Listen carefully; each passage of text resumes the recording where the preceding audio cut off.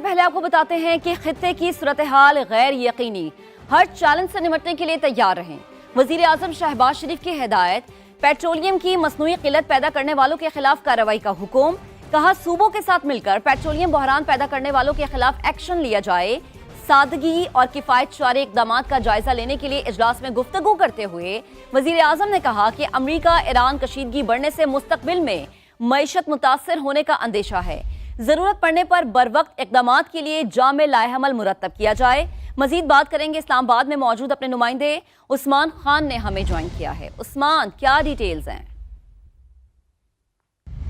जी बिल्कुल, वज़ीर आज़म की ज़ेर सदारत जो किफ़ायती मुहिम के इक़दाम है उस हवाले से ये इंतहाई अहम इजलास था जिसमें वज़ीर आज़म को किफ़ायत शारी इक़दाम से मुतालिक जो है वो रिपोर्ट पेश की गई है। साथ ही साथ वज़ीर आज़म की जानिब से जो है वो इन इक़दामात पर इत्मीनान का इजहार किया गया और ये इस खदशे का इजहार भी किया गया कि खित्ते की जो मखदूश सूरत हाल है वो बरकरार है और साथ ही साथ हर मुमकिन चैलेंज से निमटने के लिए मुकम्मल तौर पर तैयार रहने की वज़ीर आज़म की जानिब से हिदायत कर दी गई है। वज़ीर आज़म की जानिब से ये भी कहा गया है कि गुज़िश्ता जो सादगी और किफ़ायत शारी मुहिम थी उसमें अवाम ने भरपूर हिस्सा लिया, भरपूर किरदार अदा किया, जिस पर वज़ीर आज़म ने शुक्रिया का इजहार किया है अवाम से कि उन्होंने अपना किरदार अदा किया। इसी तरह वज़ीर आज़म ने यह भी कहा है कि बरवक्त इक़दामात की ज़रूरत पड़ने पर जो है वो फौरी तौर पर एक लाइन ऑफ एक्शन जो है वो बना कर रखा जाए ताकि अगर ज़रूरत पड़ती है तो उसके मुताबिक आगे बढ़ा जाए। इसी तरह बरवक्त ईंधन की जो फराहमी थी उसका भी जिक्र किया गया और वज़ीर आज़म का कहना था कि जो मतवसत तबका है, मोटरसाइकिल, छोटी ट्रांसपोर्ट, चिंची और साथ ही साथ जो ट्रांसपोर्टर्स थे उनको भी हुकूमत की जानिब से जो है वो सहूलत फराहम की गई थी। इसी तरह हुकूमती सब्सिडी के नतीजे में जो कीमतों में इजाफा था उसको भी असरात को काबू में रखने के लिए कंट्रोल किया गया और सूबाई हुकूमतों से मिलकर जो तेल की मसनूई किल्लत पैदा करने वाले और ज़ख़ीरा अंदोज़ों के ख़िलाफ़ जो है वो कार्रवाइयाँ की गई हैं और इससे कार्रवाइयों के सिलसिले को वज़ीर आज़म की जानिब से जारी रखने की हिदायत भी की गई है। National coordination and management council का इजलास, पेट्रोलियम मसनूआत की दस्तयाबी का जायजा। ओगरा ने कीमतों में इजाफे के पेश नज़र ज़ख़ीरा अंदोज़ी के खदशात की निशानदही कर दी है। NCMC के मुताबिक फ़रोख्त में गैर मामूली इजाफे से सप्लाई से मुतालिक खदशात पैदा हुए। मजीद बात कर लेते हैं अपने नुमाइंदे ज़हीर अली खान से। ज़हीर बताएगा तफसीलात। देखें, ये आला सतह इजलास था जिसमें ओगरा, वजारत पेट्रोलियम और दीगर जो स्टेक होल्डर हैं उनकी जानिब से ब्रीफिंग दी गई और ये कहा गया कि इस वक्त पाकिस्तान में जो पेट्रोलियम मसनूआत के ज़खायर हैं वो वाफिर मिकदार में मौजूद हैं। ताहम ओगरा की जानिब से इन खदशात का इज़हार किया गया कि जो तलब में इजाफा है उसकी वजह से स्मगलिंग या ज़ख़ीरा अंदोज़ी का खतरा है और फ़रोख्त में गैर मामूली इजाफे से सप्लाई से मुताल्लिक खदशात पैदा हो गए हैं। ओगरा कीमतों में इजाफे के पेश नज़र ज़ख़ीरा अंदोज़ी के खदशात की निशानदेही की NCME की जानिब से ओगरा की ज़ख़ीरा अंदोज़ी के खिलाफ मुअस्सर कार्रवाई और इन्फोर्समेंट यकीनी बनाने की हिदायत की गई और कौंसिल ने सूबाई हुकूमतों को ज़ख़ीरा अंदोज़ी रोकने के लिए बिला तात्तुल फराहमी यकीनी बनाने की हिदायत की। NCMC की तमाम जो इदारे हैं उनको मुसलसल बिला ठीक है ज़हीर, आप हमें अपडेट कर रहे थे, आपका बेहद शुक्रिया। एक और अहम मामले की बात करते हैं। इदारों की सख्त निगरानी पर यूरोप जाने के ख्वाहिशमंद पाकिस्तानियों ने डंकी लगाने के लिए नए रूट्स निकाल लिए हैं। FI का हालिया केसेस में तहकीकात के दौरान इंकशाफ, नौजवान अब मलेशिया, उज़्बेकिस्तान, मोरितानिया और सेनेगाल से होकर यूरोप में दाखिले की कोशिश करते हैं। मजीद बात करेंगे अपने नुमाइंदे कमरुल मुनव्वर ने हमें इस्लामाबाद से ज्वाइन किया है। कमर, अपडेट कीजिएगा, क्या तफसीलात है?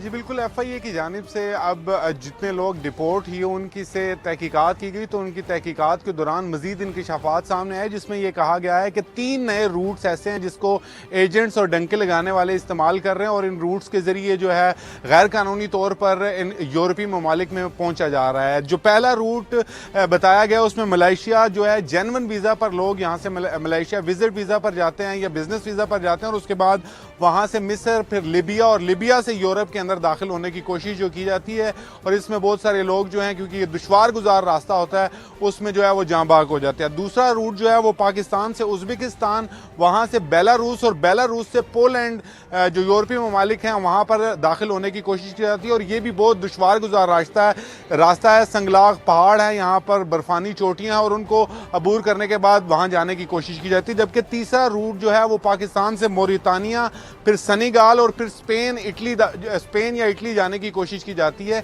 इस हवाले से अब जो लोग वहाँ से डिपोर्ट हुए, FIA के जो एंटी ह्यूमन स्मगलिंग सर्कल है उन्होंने उनसे तहकीकात की तो ये रूट जो है वो सामने आया जो एजेंट्स ने इसको तैयार किया। इसी वजह से इसको काउंटर करने के लिए प्रोफाइलिंग का अमल जो है वो शुरू किया गया कि मुख्तलिफ एयरपोर्ट्स के ऊपर जो लोग यहाँ से विजिट वीज़ा, बिजनेस वीज़ा या स्टूडेंट वीज़ा पर भी जा रहे होते हैं तो उनकी प्रोफाइलिंग की जाती है, उनके मोबाइल्स को चेक किया जाता है कि क्या उनके साथ कोई एजेंट्स राब्ते में तो नहीं है और इनकी डंकी लगाने का कोई इम्कानात जो नहीं है। इसी वजह से यहाँ पर मौजूद जो मुख्तलिफ एयरपोर्ट्स पर लोग होते हैं इनको रोक लिया जाता है ताकि उनके डंकी लगाने के चांसेस जो है वो कम हो सकें। मुख्तलिफ ममालिक की जानिब से भी पाकिस्तान को इस हवाले से शिकायत आई थी। कुछ अर्सा पहले लिबिया की जानिब से स्पेशल चार्टर्ड के जरिए जो है 175 पाकिस्तानियों को पाकिस्तान वापस भेजा गया था।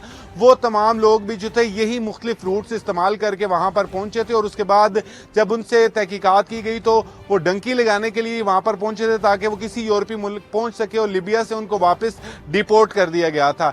ये तमाम तहकीकात उन डिपोर्ट किए गए 175 पाकिस्तानियों से की गई तो उन्होंने ये 3 रूट्स जो हैं वो बताए। अब इनके जो एजेंट्स हैं उनके खिलाफ कार्रवाइयाँ करने की कोशिश की जा रही है कि जो एजेंट्स यहाँ पर मौजूद है और जो इनके हैंडलर्स मुख्तलिफ ममालिक जिस तरह सेनेगाल, मलेशिया, मिस्र के अंदर इनके जो लोग हैं उनको भी गिरफ्तार किया जाए और उनके खिलाफ मुख्तलिफ ममालिक को दफ्तर खारजा के तहत के जरिए लिखा भी जाएगा कि ये लोग जो हैं इस धंधे में मुलव्विस हैं और इनकी गिरफ्तारियाँ जो है अमल में लाई जा सके ताकि ये गैर कानूनी जो तरसील है इसको रोका जा सके। ठीक है कमर, आप हमें तफसीलन आगाह कर रहे थे, आपका बेहद शुक्रिया। आगे बढ़ते हैं। मीरपुर खास में घर से 18 साल की लड़की की लाश मिली है। अहले मोहल्ला के तलाव पर पुलिस ने लाश तहवील में ले ली है। अहले खाना का पोस्टमार्टम कराने से साफ इनकार। मज़ाहमत पर 2 भाइयों समेत 6 अफराद ज़ेर हिरासत। पुलिस के मुताबिक लड़की के जिस्म पर बदतरीन तशद्दुद के निशानात मिले हैं। SSP सुहानी अजीज के मुताबिक लड़की के जिस्म पर जख्म पाए गए हैं। मजीद तफसीलात हासिल करेंगे अपने नुमाइंदे बिलाल महमूद ने हमें ज्वाइन किया है। बिलाल बताएगा तफसील। जी बिल्कुल, ये मीरपुर खास का इलाका करीम टाउन है जहाँ घर से पुरअसरार हालत के अंदर 18 साल बच्ची की एक लाश मिली जिस पर अहले मौला ने पुलिस को शिकायत की और पुलिस ने लाश तहवील में ली और पोस्टमार्टम के लिए सिविल अस्पताल मुंतकिल की।